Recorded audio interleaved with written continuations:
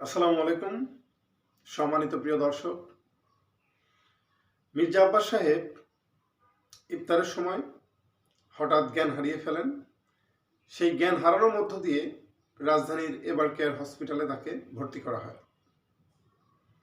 এই যে মির্জা আব্বাস সাহেব হঠাৎ করেই তিনি অসুস্থ হলেন, এই অসুস্থতা কিন্তু আমি মনে করি অনেকটা টর্চারে।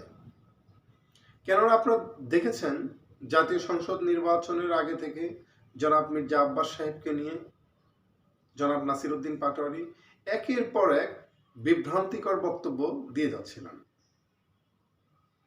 ঢাকা ৮ আসনে এমনিতেই জনপ্রিয় জুলাই গণ অভ্যুত্থানের অন্যতম নায়ক জনাব ওসমান হাদি ভাই তিনি ইন্তেকাল করার মধ্য দিয়ে এমনিতেই সেই আসনটা অনেকটা গরম হয়ে আছে এবং সেই আসনেই জনাব হাদি ভাইয়ের অকাল মৃত্যুতে জনাব নাসির উদ্দিন পাটোয়ারি সেখানে নির্বাচন করেন এবং নির্বাচন করার মধ্য দিয়েই তিনি একের পর এক আক্রমণাত্মক আচরণ করছিলেন জনাব মির্জা আব্বাসকে নিয়ে।